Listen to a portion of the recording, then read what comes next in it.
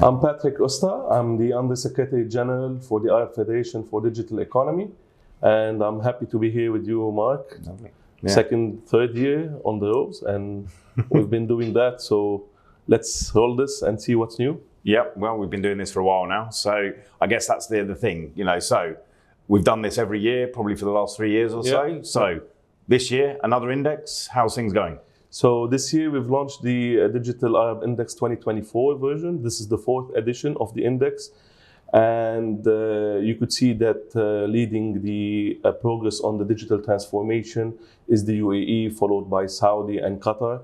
And you could see also more dynamics are getting into the same path of digital transformation.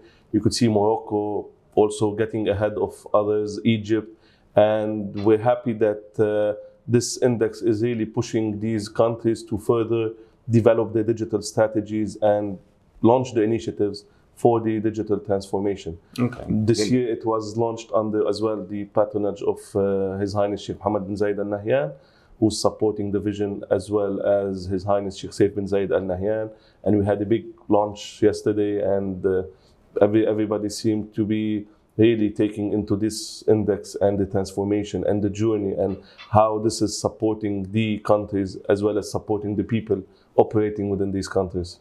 Okay, fantastic. Let's dig into the index a little bit. So what are the key sort of metrics that you use to generate the index? So the index is based on multiple international matrices that are put by several study surveys that are done from the OECD, from the UN, and we have a team of experts, more than 70 people across the world, be it Harvard, be it MIT, be it the World Bank, that participate in this index, and they go through various surveys, various discussions of programs within the countries to measure the transformation and to see how this is not only a project or a digital app or something that they've been doing as part of the government, but no, further how it is impacting the lives of the people within these countries. So today, if you have something and you say, yeah, I'm doing digital and I'm transforming, but at the end of the day, you don't have the usage that is coming from the people, then you're missing something. So it's not about only technology, but it's also about how people are using this technology and how it is making their life more easier, how it's making them transact in this digital world and also in a safe way. So these days, people are tied to normal stuff because they feel more secure. How are you going to take the people and educate them in a way that you're going to do stuff online, but it is still secure? So all of these come into play, and this is kind of what goes into this study and how we reached these final results. You could see that the index will be published on the Arab Federation website, arabfde.org. You could see the full report there, and it's open for the public to download it and go through all the matrices and see how the results accumulated and where are the next steps and what's needed for next steps in terms of moving and advancing in other countries. Okay, so let's think a little bit away from the index.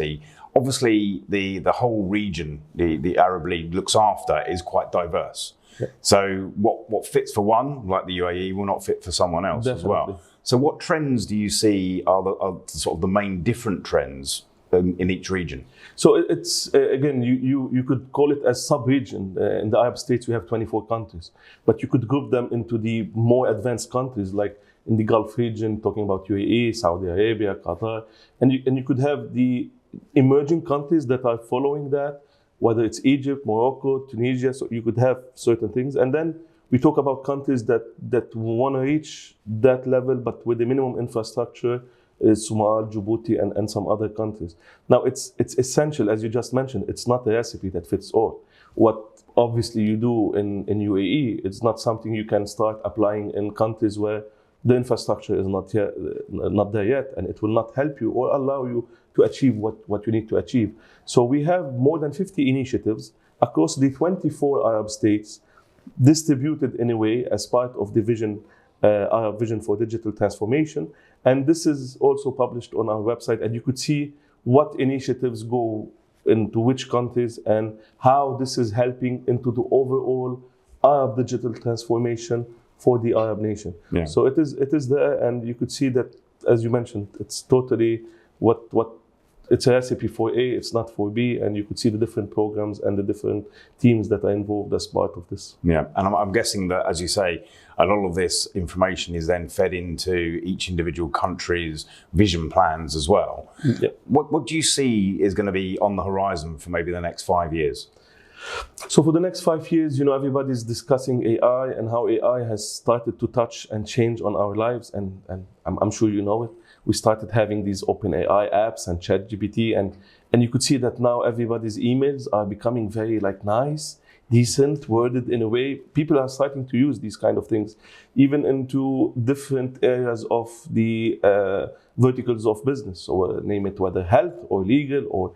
So I could see a future where more usage of AI is going to be part of these agendas, part of these initiatives, facilitating lots of things when it comes to common grounds between the different Arab states. And I believe that we're going to see in new rise, in new kind of startups, same wave like the fintech happened. Suddenly you see all these fintech startup companies and everybody's working towards this direction.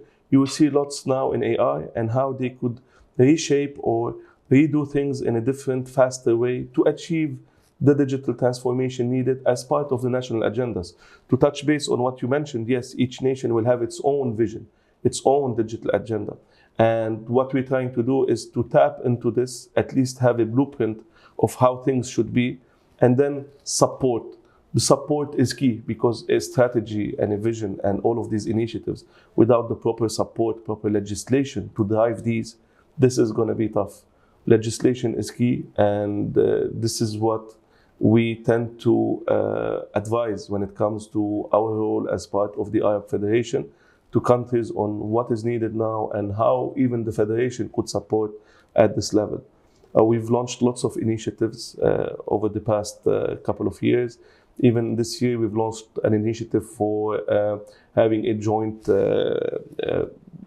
hub between the UK, the British Institute, as well as the Federation, in a way to support the education part of platforms, and also to make more of a lab. They are calling it, it's called Arab Islamic Lab Search, so that we can bring together all these mindsets, labs, to be used for a better future. So lots of initiatives are taking place as we speak.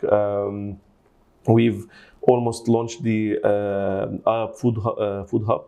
So also it's a place, it's a platform where you could have multiple companies, whether you're a farmer or so you could have your products or goods in the Arab world on that food hub, and you could do cross-border trading and multiple things. So we have lots of initiatives that are in the pipe to be launched as well.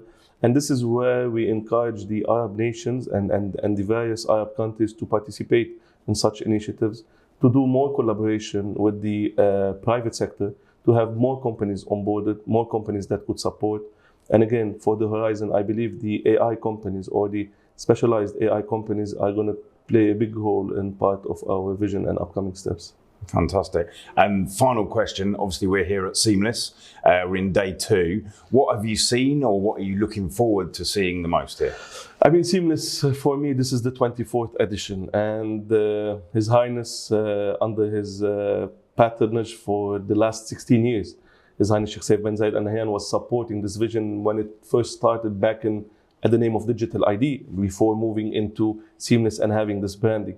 What we've seen is that we've grown from an event that used to host 2,000 people to an event where we're expecting 30,000 people in 2024. And the beautiful thing about this is that even we've grown in space. So we are now taking more space across the venues. If you went and you see, it's amazing. It's massive this year. We have more than 720 companies, actually 732 companies participating, out of which 250 are startups. And the beautiful thing that Seamless is doing is that they are offering the startups the free space for them to come and exhibit. So you could see this is the kind of encouragement that even Seamless is partnering with the Arab Federation to push these startups to come, to exhibit, to showcase at zero cost, which is something you don't see anywhere. So I believe this version of Seamless is the biggest so far.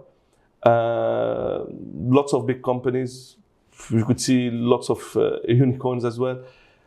I believe that moving forward with the expansion that Seamless is doing, not only in the Arab region, but as you know, you have Seamless Germany, Seamless South Africa, and Singapore.